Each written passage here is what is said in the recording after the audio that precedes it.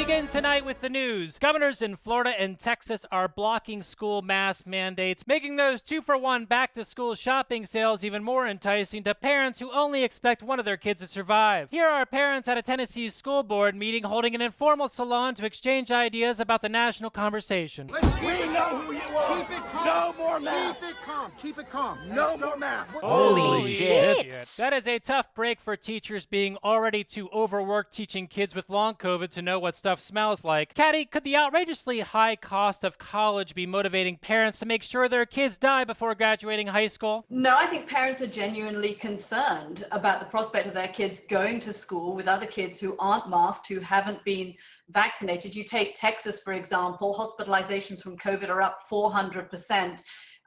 I have parents, I'm a parent. When my kids were younger, I had to get them vaccinated in order to send them to school. This is just another requirement. I don't know, government telling children what to wear threatens parents' sense of authority. We could buy them more ant farms so they can keep feeling like jealous, pathetic gods. I do admire the rich tradition of chasing a doctor with his bag of tricks out of town, but usually everyone doesn't run to that same doctor a few weeks later begging to be put on a ventilator. You know, maybe these parents are afraid masks will constrict their children's breathing while sprinting away from school shooters. Maybe that's what it is. Yeah, maybe that's right, it. It could be that. Now, in Texas, Republican Governor and electrical grid duct taper Greg Abbott is opposing mask mandates even though hospitals are overrun. The Republican governor has directed the Texas Department of State Health Services to use staffing agencies to find additional medical staff from beyond the state's borders as the Delta wave began to overwhelm its present staffing resources. Katty, is there anything that captures Texas's spirit of self-reliance more than begging other states to come take care of you like a little helpless baby? Yeah, I mean, it is ironic. It's a bit like you've got a fire going on and you throw kerosene with one hand and you have a hose pipe in the other hand. And I think Republicans, it's going to be an interesting question. Do Republicans at some point turn around and say to the governors of Texas and Florida, look, you're not actually helping the party's fortunes if you are seen to take positions that potentially puts children at risk? Well, it's clear that unlike in previous elections, your choice of governor determines whether you live in a death cult or not. So as a public service, here are some potential gubernatorial debate questions, Throne of Skulls edition. Now, the first one you might want to ask your governor candidate is, do you believe the people you see outside you are also people? Do you think there's no more lovely sound than the pitter-patter of children's feet as they wheeze through the doors of an ICU? Yeah, do you have any financial investments in a mass grave excavation company? And finally, if you saw someone in a car accident, how long would it take for you to call for help? Or would you just wait, watch, wait? This fragile human, how fascinating it is to watch him, his lungs filling with blood. And that's how you play gubernatorial debate questions, Throne of Skulls edition. Now, moving on, the $1 trillion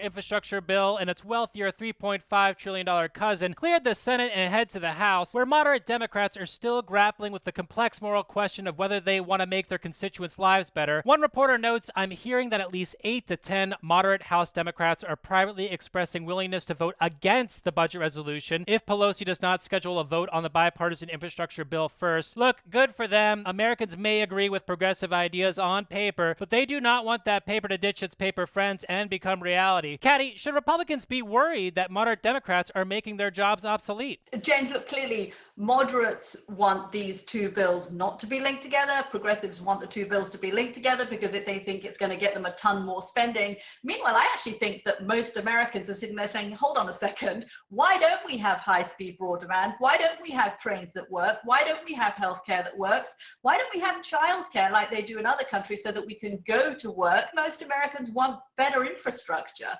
And Republicans seem to have realized that. Yes, let's give up on the partisan climate change bill and embrace our new world and its 4 seasons. Summer, hotter summer, the one where your skin turns to tempura, and of course, lava tsunami time. Oh, don't yes. you love it during lava tsunami time season when the birds are shrieking and flowers immediately turn to ash? Oh, I love it when heat stroke Santa comes to town dragging his scorched reindeer. Moving on to a government that can still do big things, the Taliban is storming across Afghanistan, startling NATO and the U.S. military by making the inevitable happen faster than our proven ignorance could ever anticipate. The latest U.S. military intelligence assessment is that Kabul could come under insurgent pressure within 30 days, and that if current trends hold, the Taliban could gain full control of the country within a couple of months. It's unfortunate that after we made so much progress in Afghanistan, Biden pulled out and revealed we've made no progress. Katty, Biden will take heat from Republicans for this, but isn't it unfair to blame Biden for the failure of a war voted for 20 years ago by Senator Biden? Yeah, that's a fair point. Look, Biden has done what he said he was going to do, and he's been remarkably adamant, despite the fact that the Taliban seem to have walked over much of Afghanistan, barely as the last American troops are taking to the air. They've taken their tent city. The American embassy is now in Afghanistan is now saying, like, get everybody out. If you're an American, leave Afghanistan. That's how bad it is.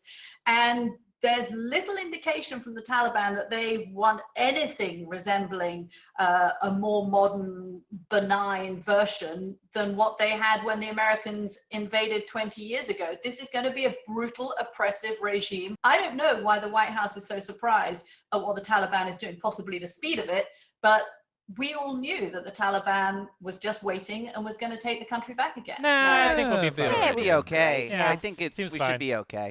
Man, I just can't believe that the war didn't work out. The bejeweled CEO of Raytheon must feel like such a dunce right now. You know, one silver lining in all this is we can stop sending so much taxpayer money to Afghanistan and instead bring it home to the richest people in America. With violence and devastation carried out by bloodthirsty zealots. I mean, you could at least be proud that Afghanistan has been successfully Americanized.